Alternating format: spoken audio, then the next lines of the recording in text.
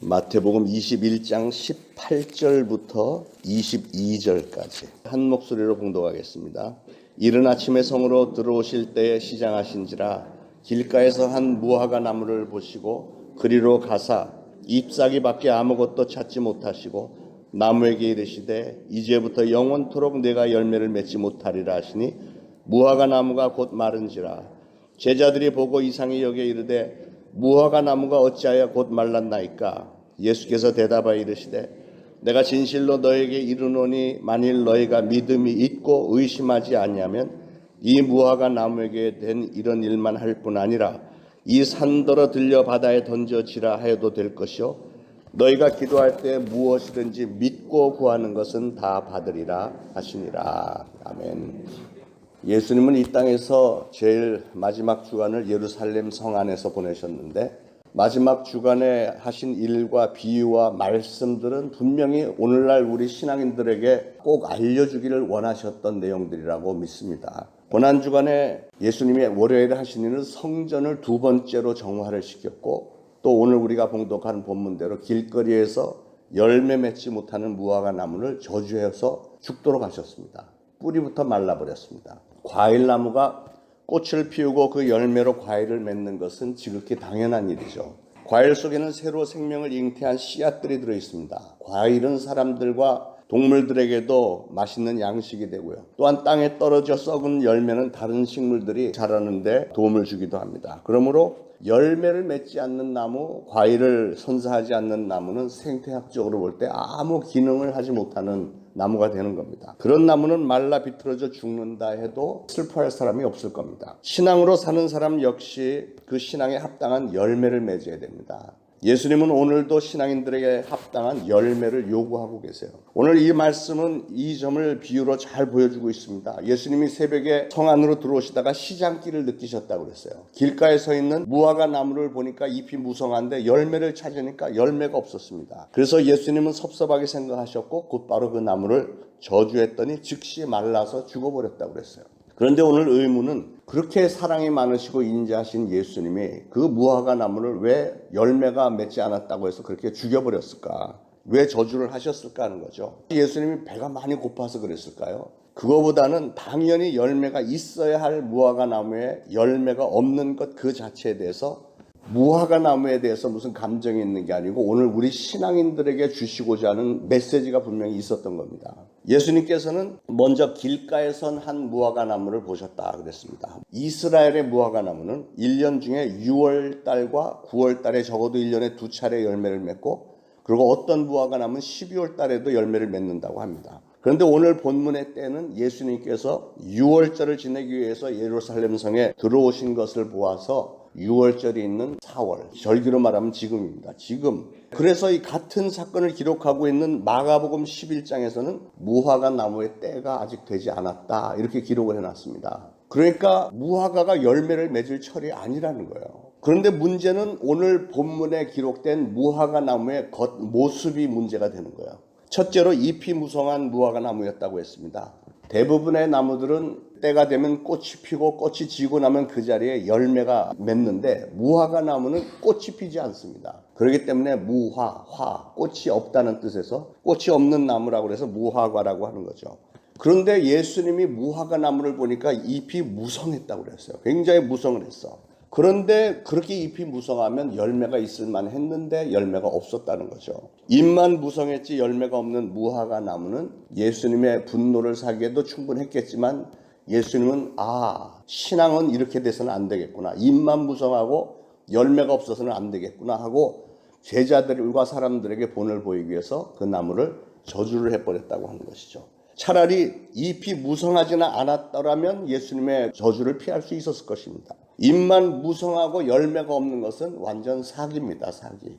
겉모양은 그럴듯한데 실속은 없는 것. 얼핏 보면 있어 보이고 뻔지르르한데 사실상 내용은 없는 것. 신앙으로 말하면 주일마다 교회 나와서 예배드리는 자세는 환상적인데 굉장히 경건한 표정을 짓고 진실된 모습도 보이고 하는데 문제는 예배만 그렇게 잘 드리지 삶에 아무런 신앙의 열매가 없는 거네. 아무런 행함이 없는 것. 예를 들면 어려움을 당한 성도를 보면 좀 기도도 해주고 어떻게든지 저분이 다시 일어설 수 있도록 도와주고 해줘야 되는데 어렵다고 하는 얘기를 들으면 기도할게요 하고 말로만 때우고 실제로는 기도조차도 하지도 않고 도움의 손길을 펼칠 생각은 하지 않고 굉장히 환상적인 말로만 내가 늘 기도하고 있어요. 기도를 하지도 않으면서 마땅히 해야 할 일은 외면하고 자기의 욕심에만 집착하는 것. 정신은 썩어 문드러졌고 생활은 엉망인데 자신의 재력과 권력과 학력과 경력을 과시하면서 내가 이렇게 하나님의 축복을 많이 받았어요 하고 자랑만 맨날 하는 거. 이거보다 더 큰 사기가 어디 있겠습니까?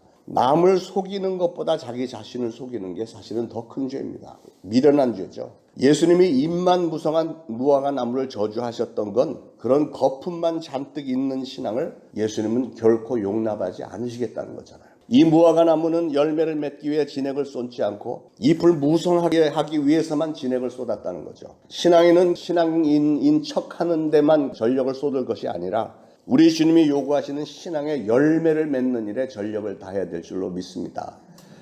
그러지 않으면 불행하게도 오늘 우리 예수님의 징계, 저주를 받기에 합당한 성도밖에는 되지 않는 것이죠. 기독교 신앙은 열매 맺는 신앙이 되어져야 되는데 어떤 환난이나 핍박이나 어려움이 있다 할지라도 흔들리지 않고 어떤 중요한 아주 아름다운 좋은 열매를 맺는 신앙, 그런 신앙이 우리 하나님께서 기대하시고 우리에게 요구하시는 신앙이라는 겁니다. 자, 입만 무성한 게 문제였고 두 번째로는 이 무화과 나무가 길가에 서 있다는 것을 우리는 눈여겨봐야 됩니다. 19절에 길가에서 한 무화과 나무를 보시고 그 당시에 길가에 서 있는 무화과 나무는 누구든지 따먹을 수 있다. 그래서 무화과 나무는 별명이 가난한 자의 양식이다 라고까지 그들은 얘기를 합니다. 주인이 따로 없었고 누구라도 시장하면 배고프면 따먹을 수 있는 것이 무화과 나무인데 그런데 예수님은 그 잎사귀가 무성한 무화과 나무에게 갔더니 열매가 하나도 없었다는 거죠. 차라리 길가에 서 있지나 않았더라면, 차라리 우리가 예수쟁이라는 딱지나 없었더라면 이런 경고를 받지 않았을지 모르겠습니다. 길가에 서 있어서 모든 사람들이 저게 무화과 나무인 걸 알고 잎이 무성한 걸 아는데 세상 사람들이 저나 여러분을 보면 교회 다니는 사람들이 그걸 다 알고 있는데 저 신앙인인 척하는 사람들이 전도도 한 번 안 하고 삶의 모습이 엉망이다. 그러면 안 된다는 거잖아요. 여기서 중요한 교훈인데 길가는 공개적인 장소입니다. 잎이 무성하고 열매가 없다는 것은 오늘날 은혜를 받았다고 입으로는 떠들면서 신앙인인 것처럼 언성을 높여대는데 아무런 열매가 없는 사람, 그런 사람을 가리키는 말씀이죠. 하나님은 우리가 은혜를 받은 사람이라고 주장하기 전에 어떤 열매부터 맺기를 원하시는 거예요. 항상 그랬잖아요. 달란트 비유, 문화의 비유, 결산하자. 네가 맺은 열매를 좀 보자. 이거를 요구를 하시잖아요. 여러분, 우리 신앙인들은 모두가 다 길가에 서 있는 과일나무와도 같습니다. 가난한 사람들과 나그네들의 굶주린 배를 위로하고 채워줄 의무가 있습니다. 자기 자신의 배만 채우기 위해서 복을 구하는 자, 교회를 사교 클럽인 것처럼 예배는 후닥닥 대충 드리고 그냥 하면서 카페, 식당 이런 교제만 열심히 하고 하는 이런 것을 우리 주님이 그렇게 기뻐하지 않으신다는 거예요. 성도라고 하는 것은 가난한 자, 또 고통당하는 사람, 또 나라와 민족을 위해서 신경 쓰고 기도하면서 우리 가정과 구역 식구들과 이 지역사회와 나라가 하나님을 잘 섬기는 그런 민족이 되도록 애를 쓰는 게, 그래서 열매를 맺는 게 우리 신앙인들이 해야 할 일이라는 것이죠. 우리 신앙인들은 오늘날 열매를 맺어야 할 계절에 살고 있습니다. 오늘 세상은 점점 더 험해지는 것 같습니다. 날로 심판의 때가 가까워 오고 있는 오늘의 시대 상황은 우리로 하여금 열매를 맺으라고 우리 주님의 간절한 소원을 우리에게 계속해서 들려주고 있습니다. 복음의 열매, 성령의 열매는 무슨 설교 시간에만 거론되는 말이 아닙니다. 그것은 아주 구체적인 행동이고 지극히 실질적인 삶이 되어야 됩니다. 복음의 열매와 성령의 열매를 맺으라는 얘기예요. 시대 상황의 한복판에서 굶주림과 또한 탐욕과 기만과 전쟁과 폭력과 갈등, 무관심 이런 것으로 얼룩진 우리 인간 세상 상황의 한복판에서 전개되어야 할 나눔과 섬김 이런 것들은 역시 우리 기독교인들을 통해서 열매가 맺어져야 될 것 아니겠습니까? 그런 선한 싸움에 가담해서 귀한 열매들을 맺으라는 게 오늘 우리 주님의 마지막 주간의 메시지입니다. 고난주간 첫 번으로 하신 일이 성전을 정화시키고 그리고 이 무화과 나무를 저주하신 거예요. 우리가 열매를 맺어도 그만 안 맺어도 그만이 아니고 오늘 우리 주님이 제일 마지막 주간에 열매 맺지 않는 자들은 이렇게 된다면서 무화과 나무를 저주까지 하셨잖아요. 뿌리채 말라버리는 비극을 당하게 됩니다. 더욱이 우리는 길가에 서 있는 나무라는 사실, 초대 신앙교회 다니는 지체들이라고 하는 것을 우리는 꼭 기억해야 되겠습니다. 숲속 한가운데 한가롭게 즐기고 있을 그런 존재가 아니라는 거예요. 오늘날의 뒤틀린 역사의 현장, 소외된 인간 실존의 현장인 길가에 서 있는 하나님으로부터 부르심을 받은 신앙의 공동체입니다. 이제는 열매를 맺어야 할 때입니다. 여러분, 하나님은 그렇다고 해서 우리가 무슨 거창한 열매를 맺기를 원하시는 것은 아니에요. 우리가 할 수 있는 만큼 최선을 다하기를 원하십니다. 믿음의 분량대로 최선을 다하라는 거예요. 사랑하는 여러분, 오늘 우리는 고난주간 첫날 월요일에 서 있습니다. 주님께서 이 마지막 주간에 가장 중요하게 여기셨기 때문에 하셨던 말씀, 행동들, 그 중에서도 첫 번째 메시지, 한마디로 충성을 칭찬받을 만큼 열매 맺는 자들이 되라. 충성을 칭찬받을 만큼 많은 열매를 맺는 저와 여러분들 되시기를 예수 그리스도로 축원합니다. 기도하겠습니다. 하나님 은혜를 감사합니다. 오늘 고난주간 첫 번째 시간에 이렇게 많은 성도들이 하나님의 전에 나와 신실한 마음으로 오늘 말씀을 받습니다. 저희들도 우리 주님의 뜻에 합당한 귀한 열매, 충성을 칭찬받을 만큼 귀한 열매들 맺는 성도들이 되기를 간절히 소원합니다. 성령님께서 오늘 선포된 말씀이 저희들 각자 심령 안에서 계속 귀에 울려지며 그러기에 내 삶의 목적이 귀한 신앙의 열매를 맺는 성도가 되리라 작정하면서 그 목표를 놓고 우리의 생각과 말과 행동에 우리 하나님의 뜻에 합한 신앙인들이 다 되어서 저희들이 맺은 열매로 우리 주님 결산하고자 하실 때 우리 주님 앞에 제시하면서 칭찬을 듣고 상급을 받는 성도들이 다 되어질 수 있도록 성령님 도와주옵소서. 오늘 고난주간 첫째 날 하나님의 전에 나온 사랑하는 성도들이 여러 가지 기도 제목이 있는 줄 압니다. 우리 하나님께서는 들으시고 응답하심으로 새벽 제단에서 우리 하나님은 우리의 기도를 반드시 들으시고 응답하신다 하는 확신이 생겨날 수 있도록 오늘부터 강력하게 역사하여 주옵소서. 특별히 오늘 하나님의 전에 나와 찬양을 올려드린 모든 찬양단과 그 중에서 특별히 어린아이들, 이렇게 이른 새벽 시간에 하나님의 성전을 사모하여 나온 저들의 삶 속에서 하나님 평생에 주님과 동행하시며 주님께서 눈동자같이 지키시고 하늘의 놀라운 지혜와 능력 주시어서 들어가도 복받고 나가도 복받으며 하나님의 지혜와 능력으로 항상 머리가 되게 하시고 위에 있게 하여 주실 줄로 믿고 감사드리며 예수 그리스도의 이름으로 기도합니다. 아멘.